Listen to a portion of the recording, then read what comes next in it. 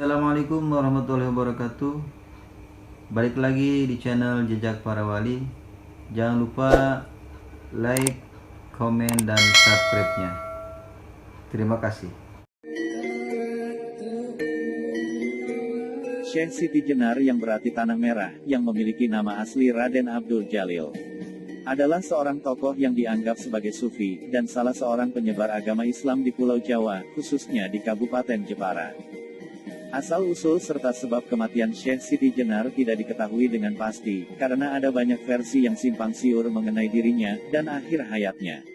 Demikian pula dengan berbagai versi lokasi makam tempat ia disemayamkan untuk terakhir kalinya.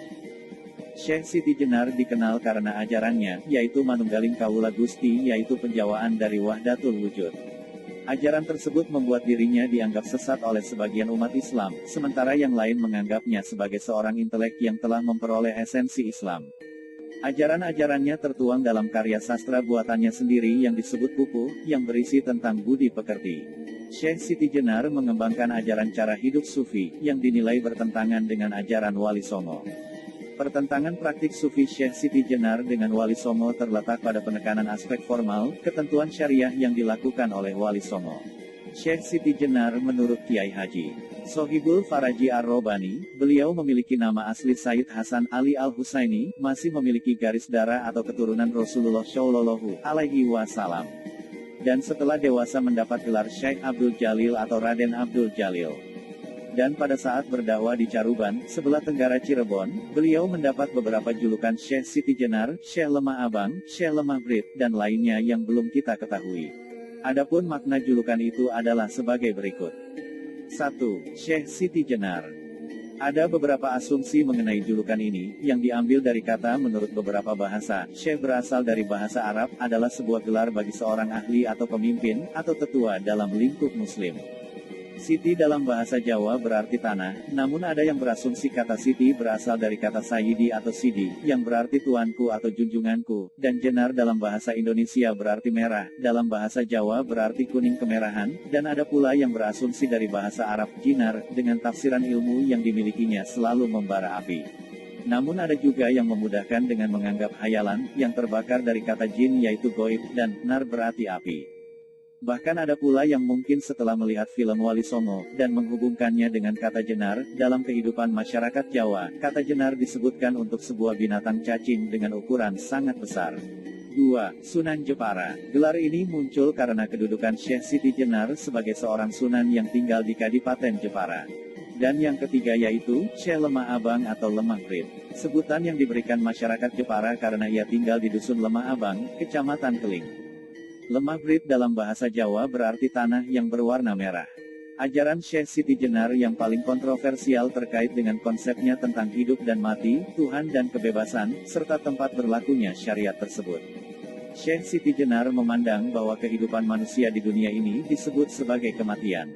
Sebaliknya, apa yang disebut umum sebagai kematian, justru disebut sebagai awal dari kehidupan yang hakiki dan abadi olehnya. Para pendukung Syekh Siti Jenar menegaskan bahwa ia tidak pernah menyebut dirinya sebagai Tuhan. Ajaran ini bukan dianggap sebagai bercampurnya zat Tuhan dengan makhluknya, melainkan sifat-sifat Tuhan yang memancar pada manusia, ketika manusia sudah melakukan proses fana, atau hancurnya sifat-sifat buruk pada manusia. Dengan demikian, ruh manusia akan menyatu dengan sifat-sifat Tuhan dikala manusia sudah melakukan proses fana, yaitu Manunggaling Kawula Gusti. Perbedaan penafsiran ayat Al-Quran ini yang menimbulkan polemik, yaitu bahwa di dalam tubuh manusia bersemayam ruh Tuhan. Naskah Negara Kereta Bumi Sarga 3:77 menyebutkan bahwa Abdul Jalil sewaktu dewasa pergi menuntut ilmu ke Persia, dan tinggal di Baghdad selama 17 tahun. Ia berguru kepada seorang mula Syekh Muntadar Syiah Imamiyah, dan menguasai berbagai jenis ilmu pengetahuan agama. Menurut cerita tutur di kalangan penganut tarekat Akmaliyah, orang Syiah Muntadar itu bernama Abdul Malik Al-Baghdadi, dan kelak menjadi mertua Syekh Lemah Abang. Rupanya, selama menuntut ilmu di Baghdad, Abdul Jalil lebih berminat mendalami ilmu tasawuf, sehingga ia sangat mendalam penguasaannya atas ilmu tersebut. Bahkan karena kesukaannya pada ilmu tasawuf tersebut, ia berguru pada Syekh Ahmad yang menganut aliran tarekat Akmaliyah, yang jalur silsilahnya sampai kepada Abu Bakar As-Siddiq radhiyallahu anhu. Silsilah tarekat Akmaliyah yang diperoleh Syekh Datuk Abdul Jalil dari Syekh Ahmad Baghdadi. Selain menganut tarekat Akmaliyah, Syekh Lemah Abang juga menganut tarekat Syatariyah yang diperoleh dari saudara sepupunya, yang juga guru ruhaninya, Syekh Datuk Kahfi. Pergumulan menguasai berbagai disiplin keilmuan di Baghdad yang dewasa itu merupakan pusat peradaban, telah menjadikan pandangan-pandangan Syekh Datuk Jalil berbeda dari kelaziman. Ilmu tasawuf yang berdiri tegak di atas fenomena pengetahuan intuitif yang bersumber dari kalbu, oleh Syekh Datuk Abdul Jalil diformulasikan sedemikian rupa, dengan ilmu filsafat dan mantik atau logika. Sehingga, ajarannya menimbulkan ketidaklaziman dalam pengembangan ilmu tasawuf, yang merupakan pengetahuan intuitif yaitu yang bersifat rahasia, yang serta-merta berubah menjadi ilmu, yang terbuka untuk dijadikan bahasan filosofis.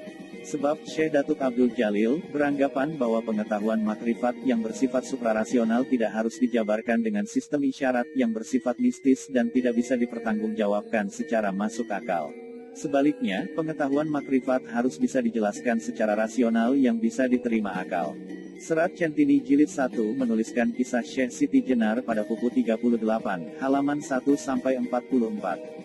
Karya sastra ini tidak menyebut asal mula Syekh Siti Jenar, melainkan langsung pada peristiwa yang menyebabkan dirinya dihukum mati. Pada suatu ketika, Prabu Satmata atau Sunan Giri, memanggil 8 wali yang lain untuk menghadap ke Giri Gajah, di Istana Argapura. Kedelapan wali tersebut adalah Sunan Bonang, Sunan Kalijaga, Sunan Ngampel Denta, Sunan Kudus, Syekh Siti Jenar, Syekh Bentong, Pangeran Palembang, dan Panembahan Madura. Masing-masing wali menyampaikan pengetahuan yang mereka miliki, hingga giliran Syekh Siti Jenar yang berkata, menyembah Allah dengan bersujud beserta rukuknya, pada dasarnya sama dengan Allah, baik yang menyembah maupun yang disembah. Dengan demikian hambalah yang berkuasa dan yang menghukum pun hamba juga. Semua yang hadir terkejut, sehingga menuduhnya sebagai pengikut aliran Qadariyah, menyamakan dirinya dengan Allah, serta keterangannya terlalu jauh. Syekh Siti Jenar membela diri dengan berkata bahwa biar jauh tetapi benar sementara yang dekat belum tentu benar. Hal tersebut membuat Prabu Satmata hendak menghukumnya mati, supaya kesalahan prinsip ajaran Syekh Siti Jenar jangan sampai tersebar. Setelah itu diadakan pertemuan kedua untuk menghakimi tindakan Syekh Siti Jenar. Pertemuan hanya dihadiri 7 orang wali dengan dihadiri Syekh Maulana Maghribi. Saat Syekh Maulana menegaskan nama Siti Jenar, ia menjawab, ya Allah nama hamba, tidak ada Allah selain Siti Jenar, sirna Siti Jenar, maka Allah yang ada. Hal tersebut membuatnya dihukum penggal bersama dengan 3 orang sahabatnya. Dikisahkan pula seorang anak penggembala kambing, yang mendengar hal tersebut segera berlari, datang ke pertemuan dengan mengatakan bahwa masih ada Allah ketinggalan, karena sedang menggembalakan kambing. Prabu Satmata mengatakan bahwa anak itu harus dipenggal pula, dan jenazahnya diletakkan di dekat jenazah Siti Jenar. Pernyataan tersebut disetujui oleh suara Siti Jenar yang terdengar dari langit. 3 hari kemudian, Prabu Satmata melihat jasad Siti Jenar masih utuh. Ia mendengar suara Syekh Siti Jenar memberinya salam, dan mengucapkan selamat tinggal, kemudian menghilang. Ahla al-Musamarah fi Hikayah al-Auliya al-Asiroh, yaitu sekelumit hikmah tentang wali ke-10, ditulis oleh Kiai Haji Abil Fadol Senori, Tuban. Dalam versi ini, Syekh Siti Jenar memiliki nama asli Syekh Abdul Jalil, atau Sunan Jepara, keturunan dari Syekh Maulana Ishaq. Ia dihukum mati bukan karena ajarannya, melainkan lebih karena alasan politik. Sunan Jepara dimakamkan di Jepara, di samping makam Sultan Hadirin dan Ratu Kalinyamat. Setelah Raden Abdul Jalil dieksekusi, para santrinya tidak ikut dieksekusi.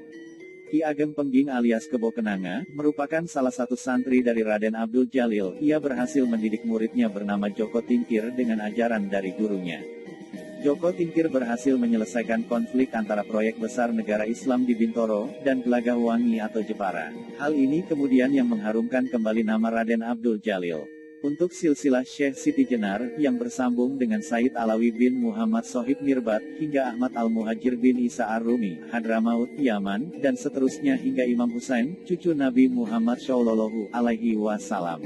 Dijelaskan sebagai berikut. Nabi Muhammad Shallallahu Alaihi Wasallam berputri, Sayyidah Fatimah Az-Zahra menikah dengan Ali bin Abi Thalib, berputera, Husain radhiyallahu anhu, berputera, Ali Zainal Abidin, berputera, Muhammad Al-Bakir, berputera, Imam Jafar As-Sodiq, berputera, Ali Al-Uraidi, berputera, Muhammad Al-Nakib, berputera, Isa Al-Rumi, berputera, Ahmad Al-Muhajir, berputera, Ubaidillah, berputera, Alawi, berputera, Muhammad, berputera, Alawi, berputera, berputra Ali Khalid Kosam, berputra Muhammad Sahib Mirbat, berputra Sayyid Alwi, berputra Sayyid Abdul Malik, berputra Sayyid Amir Abdullohan atau Azamat Han, berputra Sayyid Abdul Qadir, berputra Maulana Isa, berputra Syekh Datuk Soleh, berputra Syekh Siti Jenar.